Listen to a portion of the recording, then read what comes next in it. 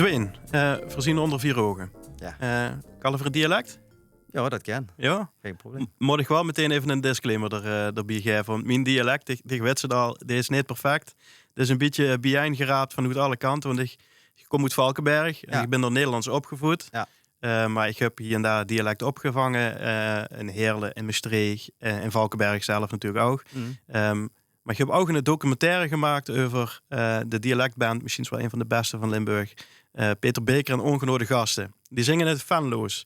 En omdat ik die documentaire heb gemaakt, heb ik die muziek natuurlijk ontiegelijk veel geloesterd. Dus ik heb ook gewoon af en toe Venlo'se dingen ertussen zitten, denk ik. Ja, ik verstandig gehoord. Gelukkig maar. Maar nu komt het. Ik word toen een keer te gast bij L1 Cultuurcafé om te kallen over dit docu. En daar wordt immers, die komt daar muziek maken. Ja. Dat zich nog wie dat wordt. Hoe richt dat misschien? Ja, dat klopt. Dat is al een tijdje terug. Ja, hè? dat is, ik denk 12, 13 jaar geleden. Ja, inderdaad. Maar dat weet ik nog. Ja? Ja. Robbie de Maaspoort en Venlo. Ja, wie de Maaspoort en Venlo. En toen was ik daar. En ik weet nog dat ik heel erg onder de indruk was. Want toen was accordeon aan het spelen. Oké. Tex-Mex muziek. Ja. En dat ik dacht, wow, zo'n jonge gast, die muziek, zo vloeiend. De reacties zoals ze wel vaak gehad hebben, toch? Hier in Limburg. Jawel. Jawel, positieve reacties, gelukkig. Ja. Dat liet toch ook een beetje raar opkijken van, daar komt een jong gastje met een accordeon. Ja. Die speelt van die hele gezellige Mexicaanse muziek. Ja, dat klopt, ja. Inmiddels niet meer zo jong. Ja, nou, misschien niet oud, maar... maar ja, dat klopt, ja. Maar wie is dat voor dich dan begos? De liefde voor de muziek en de accordeon? Nou, dat is begonnen omdat een paar maandjes had ik ongeveer voordat ik geboren werd. Toen pap, die werd toen fan van Flaco Jiménez. Via een vriend van hem, wat samen met pap toen naar de scheetvereniging ging. En toen zei de kameraad van pap, kom eens met naar mij toe. Ik moet je muziek laten horen. Zei dat heb ze nog nooit gehoord. Dat heb ze nog nooit. Pap die ging met en hoorde dat Flaco Jiménez en hij hoorde dat. En dat was liefde op het eerste gezicht. Dat is een van de grootheden in de Tex-Mex muziek. Ja, zeker. Ja, de man. Ik bedoel, dat is geen groter. Ik bedoel, Flaco met de Rolling Stones samengewerkt, met Santana, met Willie Nelson, met noem maar op, Los Lobos, de Maverick. Ja. Maar goed, die pap vond dat leuk. Mijn pap die vond dat leuk, meer dan leuk. Dat is geloof ik dezelfde dag of de dag daarna gelijk naar de winkel gereden voor zijn eerste cd. Maar goed, en toen kwam ik ter wereld en toen verhoorde dat elke dag. Elke dag toes in de auto, als we op vakantie gingen, echt overal. Dus ik heb dat letterlijk met de... De soundtrack van die jeugd was een hele vrolijke Tex-Mex muziek. Ja, precies. Ja. Maar meestal gewoon jongeren lui zich een beetje afzetten tegen de muziek van hun pap of hun elderen of wat dan ook. Maar voor dich wordt het tegenovergestelde. Wordt een liefde wat ontstond. Ja, dat klopt, ja. Ja, dat zei ze goed. Ja, en wie ik 7 was, toen kreeg ik... ik was 6 en toen wilden ze me met muziek op blokfluit laten. Ja, goed, dat werd hem dus niet. Op een gegeven moment ging dat van blokfluit naar weer dat peperfluit. En ik kreeg daar geen geluid door. En ik zeg, ik wil een accordeon. Ja, dat kunnen voor de gier niet geven, die laatste. Dus moest ik op accordeon. En dan word ik 7 jaar, dan kreeg ik mijn eerste accordeon. En toen, Ben je het zichzelf dan ook gaan leren? Nou, ik heb toen les gehad, maar toen speelde ik nog de normale accordeon, pianoklavier met die toetsen, met die piano. Ik heb geen idee, hè, dus ze moeten me af en toe leggen. Ik zal het uitleggen.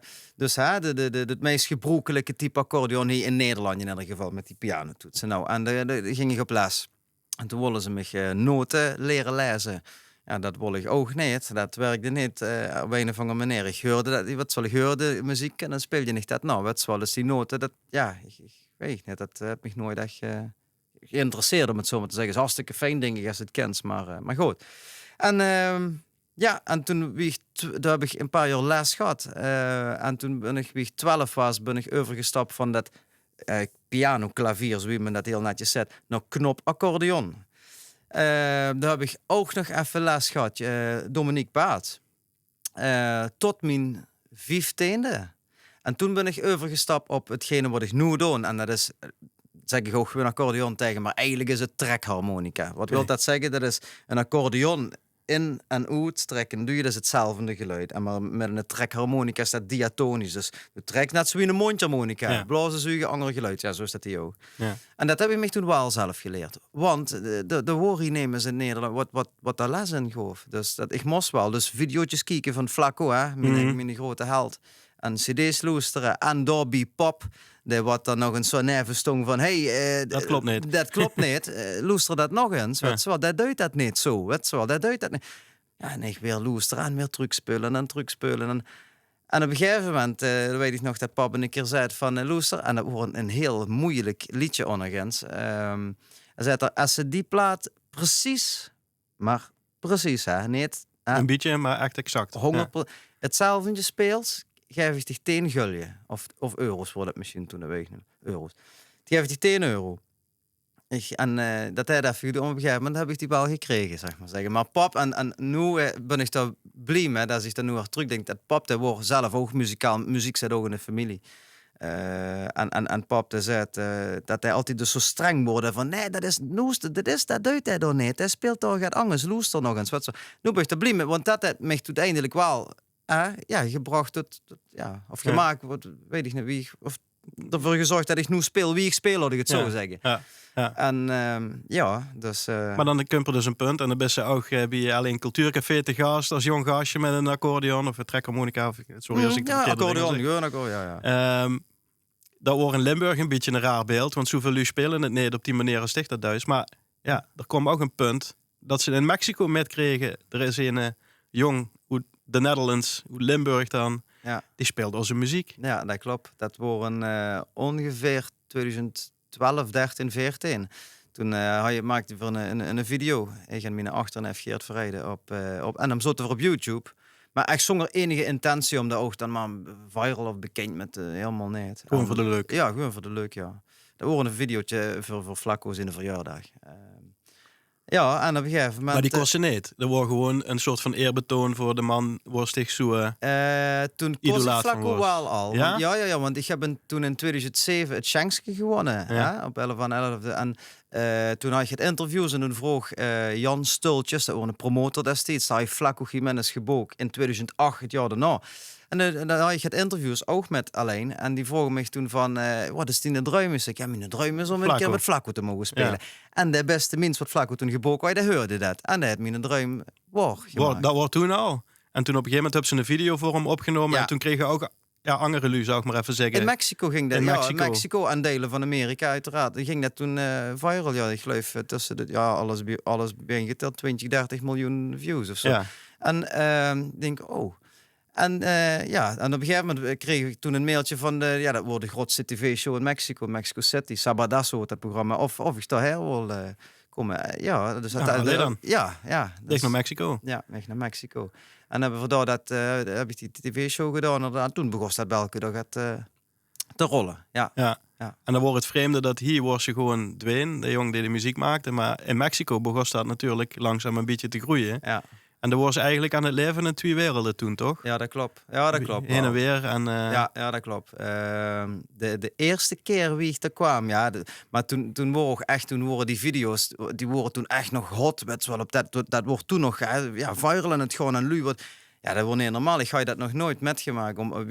Ik voelde me net, dat klinkt verdreven, maar dat voelde me net een Michael Jackson. En nee, normaal, echt serieus. Ze stonden dich op te wachten als je Ik kom daar aan op het vliegveld. Dus ik ben eerst toen vanuit Texas, want te horen, ga je optreden in Amerika, ben ik naar Mexico City gevlogen voor 1 dag over die tv-show. Weer terug naar Texas. En een week later naar Monterrey. Dat is ook de stad in Noord-Mexico waar ik een aantal jaar heb gewoond, uiteindelijk. En daar had ik toen mijn eerste optreden, een publieke optreden.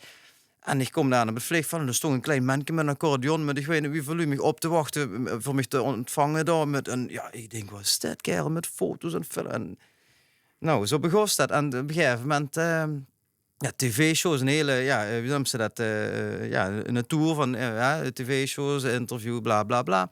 En op een gegeven moment wie ik gewoon zo naar de winkel,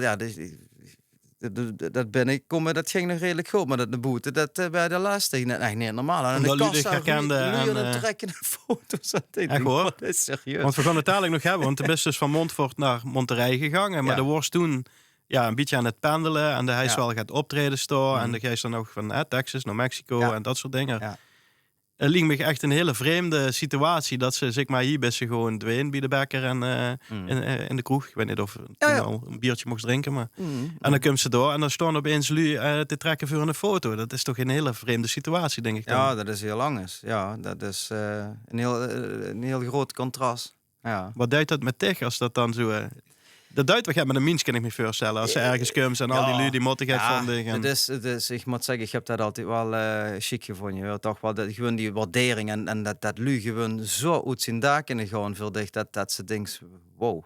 Maar wat waardeerden ze zo, denk ze? Is dat die pap het gezegd van, dan moest het precies zo spelen? Of is het ook gewoon een beetje... Nou, ik denk dat meer het feit is gewoon dat en dit gewoon een Limburgse jong, hè, maar voor haar een Nederlandse jong haar muziek maakt. Dus dat zoals het omdraait, zou dat zijn. Dat ik hem met een Mexicaan en die gaat die een shotje tequila en dat zingt precies wie Andrea. Dus ja, dat denkt ze. Ja.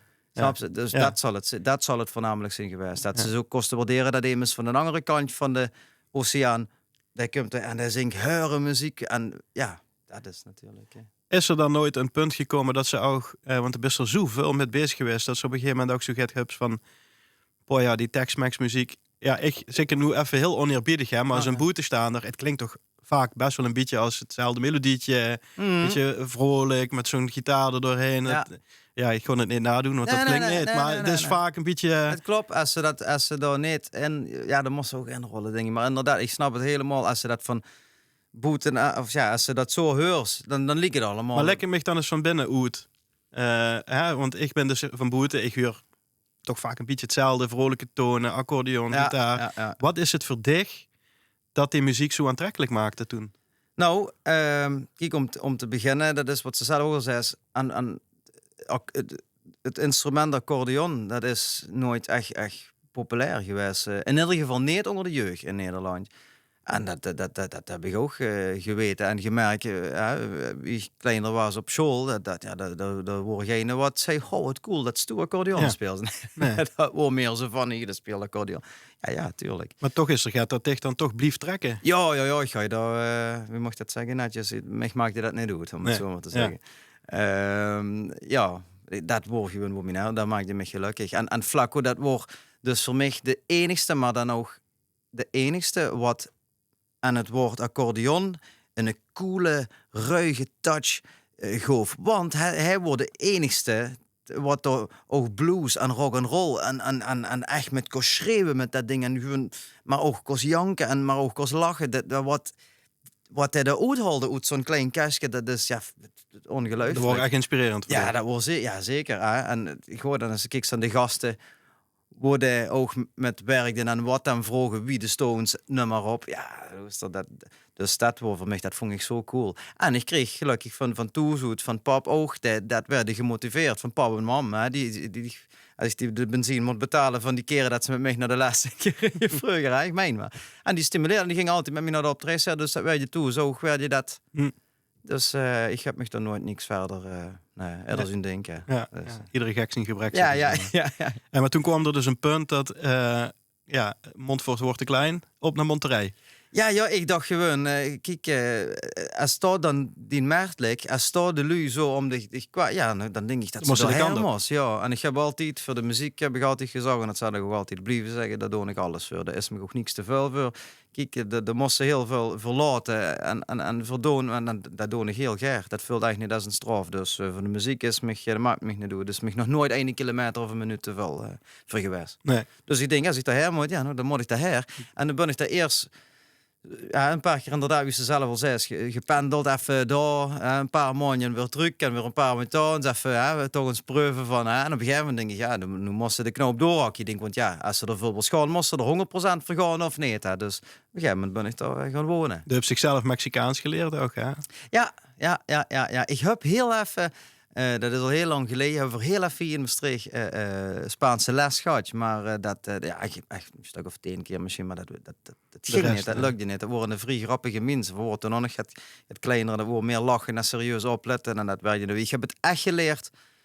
Ja, toch wel wie ik daar was. Ja. Echt. En dan moest ze ook, want en vooral in Noord-Mexico, vooral in die niet-toeristische gedeelte, dat kan ze geen Engels. Nee. Dus dat is Spaans. Dus met Sia Noorden komt ze niet. Nee. En dat zo ver zoals dat uit ook niet.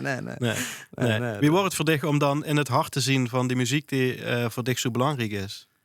Nou, chic. Want als ze daar dus naar een kroeg ging, in plaats van dat ze daar een DJ of dat hoorden ze daar de muziek, Tex-Mex muziek. Hè? Dus ze zo even in een pils gaan horen. Dus dat was gewoon in die ding.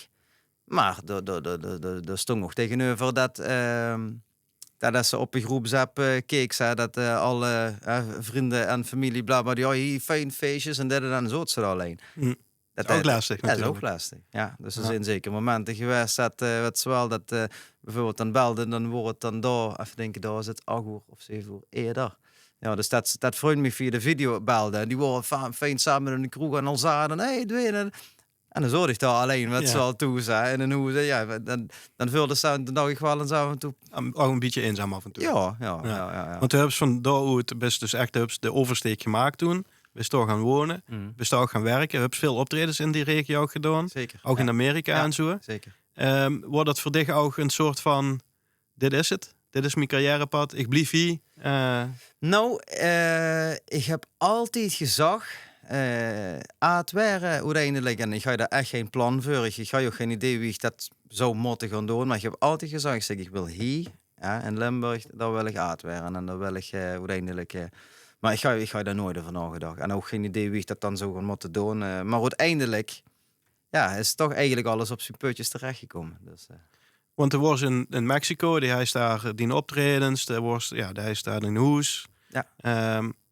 Dan komt er toch ook een punt, er was daar met coronaperiode, was ze ook in Mexico. Ja. Hè? Dus dat was ook best wel ook lastig, kan ik me voorstellen. Ja. Er is ergens een kantelpunt toch weer gekomen. Misschien is eerder ook wel dan ze zelf heeft verwacht. Van, toch is Mexico het niet voor mij. Goed. Ik heb op een gegeven moment... We zien dat wel alweer een paar jaar hier. Hè? Er is niet een paar weken door geweest. Het is echt een langere periode. Tuurlijk, uiteraard. Ja. Op een gegeven moment, het is niet zo... Kijk, de levensstandaard in Nederland is hoger als de gemiddelde levensstandaard in Mexico. Hè? Ik bedoel, de leven is, wat daar gaat, dat is alles heel goed geregeld. En dan hebben ze het hier niet slecht. Maar het was zo, op een gegeven moment leerde ik dus mijn huidige vrouw daar kennen. Dat is een Mexicaanse. Ja. Mexicaans, ja. En 2 kinderen. En op een gegeven moment, toen begon dat watertekort in voornamelijk Monterrey en omgeving. Maar dat op een gegeven moment, dat ik het volop ga, zolang is eigenlijk een wonder. Want wie ging dat dan in het dagelijks leven? Nou ja, de stong ze op. Zeg maar, gaat 7:30, 's morgens. En dan worden er dagen bij, dan had ze tot 10 uur 's morgens had ze water. Maar er worden ook dagen bij, dan had ze geen water. Maar ook in de supermarkten, het drinkwater, want ik doe in sneeuw de kraan drinken, het drinkwater, alles op. Tankstations op. Dat ik dacht, vergoor niet. Dat was dus, geen grapje, maar dat was voor dichte druppel. Ja. Het feit dat er geen water wordt. Ja, het klinkt heel grappig, maar ja, zeker. Dat toen heb ik echt gezegd. Het is verder. Ja, ik denk, Loes, zo uiteindelijk. Ik denk, muziek maken, dat ken ik hier, maar dat ken ik in Nederland ook. Ik denk, dat ken ik overal terwijl. Muziek maken, daar heb ik mijn accordeon maar voor nodig. Ja, zolang ik bij me heb, maak het niet goed. Ik denk, dat ken ik ook in Nederland. En toen op een gegeven moment, ik hoor dat zo zat, want dat overal, een dik jaar, zeker. Op een gegeven moment, ik denk, jongens, wat ben ik hier doen, wat zo al. Ja. En op een gegeven moment zeg ik tegen mijn vrouw, wat zat ze ervan vinden als ver naar Nederland zo verroezen? Want mijn vrouw had daar ook een goede baan, die daar eigenlijk alles voor elkaar. En die denkt, hoe is dat als ze dat maar wilt? En op een gegeven moment zei die eigenlijk heel gemakkelijk van, ik wil eigenlijk gewoon zijn was toebus. Ik zeg, dat is goed. Terug naar Montfort. Ik zeg dan gewoon voor terug naar Montfort. Ja. En dat is ook weer een hele transitie geweest natuurlijk. Ja. Dat is ook alles behalve makkelijk geweest. Ja, dat heb ik wel bekeken. Hè. Dan kom je terug met een vrouw en 2 kinderen erbij. Ja, goed. Die moeten niet naar school. Hè. Daar kun je zoveel bekeken. Daar heb ik me echt van alle papieren krom en wat ze doen. Dat is echt heel stressvol geweest, kan ik tegen zeggen. En ja, dat is niet makkelijk geweest. Alles wat daarvoor geregeld moest worden voor dat. En nu, nog steeds het Nederlands. Hè. Ze moeten zoveel examens doen voor hier te mogen blijven. Hè. Dat werkt ook elke dag heel aan. Maar dat is ook de Nederlandse taal. Kijk, ik kan zelf best goed Spaans. En ik kan Nederlands uiteraard. Maar als je de grammatica vergelijkt, dat is een wereld van verschil. En dan kan ik je vertellen dat het Spaans makkelijker is als het Nederlands. Met vlag en wimpel, ja echt. Dus dat is, maar goed, daar kun je heel veel bekijken. Ja, maar de muziek is niet weggegangen. Nee, nooit. Dat sowieso niet. Die hebben ze ook mee teruggenomen. Als dat moet weggeven, dan... Maar dat is dus ook, daarin ook gaat veranderd, zou ik maar even zeggen. Voor dich. Want het is niet meer per se de muziek van door. Die Tex-Mex muziek en die typische Mexicaanse klanken. Je wist eigenlijk ook zichzelf een beetje opnieuw gaan vinden, of niet? Ja, dat klopt. Ja, ik heb eigenlijk wat ik toch heb opgestoken. Hè? Ik heb een beetje de invloeden van daar toch metgenomen hier. Nou, het was zo, je denkt, nou, dan ga je ze terug. Ik denk, dan kan ze 2 dingen doen. Ik denk, of ik gewoon verder, wie ik het altijd heb gedaan, Spaans en een beetje Engels. Hè? De internationale, gewoon eigenlijk de Tex-Mex wie het is. Of ik maak een hele grote stap, want dat wordt wel voor mij. En die denk, of ga je ze in het Limburg zingen. Maar ik vond het altijd super chic en mooi klinken met het Spaans te zingen. Vind je nog steeds trouwens hoor. En je denkt, kijk, als ze het niet verstaan, en dan wil je toch een beetje kijken, alle publiek, maar probeer ze gewoon een beetje naar de jeugd te richten, toch? Ja, je jeugd is de toekomst. Denk, als ze het niet verstaan, dan sta je eigenlijk al met 1-0 achter. Dus ik denk, dan doe ik gewoon Limburgs en dan gewoon zelf liedjes schrijven. Want de hebt dus Limburgse nummers nu uitgebracht, ben je op aan het treden. Is er met dan dat Spaanse voor dich? Is dat verdwenen? Is de Tex-Mex nu uiteindelijk toch een beetje uit gevaren? Of wie moet ik dat zien? Nee, dat toch niet. Maar goed, ik schreef nu eigen nummers en dan in het Limburgs. En moet ik zeggen, ook wie een van onze eerste singles, Tom is altijd te laat bijvoorbeeld, of Limburg is me bloot, dat is toch het gaan zangen zoals wat ik gewend ben. Maar ik heb het zelf geschreven, dus het is 100% dween. Maar goed, de Tex-Mex, ik bedoel, de meneer van accordeon spelen is niet veranderd. Goed, ik kan dat nog even goed heel graag horen. Ik bedoel, dat zal ik altijd chic vinden. Weet je wat nu te gek zou zien? De hubs hier heel vaak opgetreden met Tex-Mex muziek, hè, in het Spaans en met geworden Engels er tussendoor. Ja. Het zou te gek zien als ze nu in Mexico in het dialectkost gaan optreden. 100%. Als ze ons weer boken in de nabije toekomst, dan spelen we door een paar Limburgse plaatjes. 100%. Want is het definitief voor dich, dat dialect? Of is dit misschien ook gewoon een fase? Nee. Dit kan ook geen fase maar zijn. Kijk, op een gegeven moment, toen moest ook voor zichzelf, maar ook naar het publiek toe, moest wel duidelijk hebben van wie ben ik en welke boodschap wil ze overbrengen, snap ze? Dus ik heb toen, dat werd zo als het goed is, ik ben een keer biedig geweest, ik hoor ik net terug eigenlijk een plaatje in het Nederlands gemaakt, weet ze dat nou? Ja, weet ik nog, ja. En, maar toch vult dat niet als mij. En toen heb ik gezegd, ik ga Limburgs en nog een beetje Spaans erbij. En dat is dan de perfecte mix voor mij. Dat is gewoon, tacos met frikandellen erin of zo, ik weet het niet. Dat is natuurlijk ook een beetje lastig in die zin, om dat te doen wat dichtbiedig ligt, maar ook gaat te doen wat lu willen loesteren of er naartoe komen. Want die docu, waarvoor ik toen te gast word en dich heb leren kennen, ging over nota bene een dialectband op zoek naar succes boete Limburg. Want in Limburg kent iedereen dich, maar gang eens in Amsterdam staan. Ja. In het Limburgs dialect, Roanes is het gegeven, Lex Uiting is het gegeven, Frans Pollux is het gegeven. Mm. Maar dat is het ook zo ongeveer. Ja, goed. Wat niet wil zeggen dat het onmogelijk is. Natuurlijk. Nee. Hè. Ik bedoel, ik moest een beetje naar zichzelf blijven geloven. Als dat niet is, kan ze beter stoppen natuurlijk. Dus ik zeg, en dat is natuurlijk, het is hartstikke knap en alle respect voor degene wat dat geluk is. En ik hoop nergens op. Ik doe gewoon wat ik graag doe. En als ik één ding heb geleerd, daarachter is dat ze in het leven niks kunnen forceren.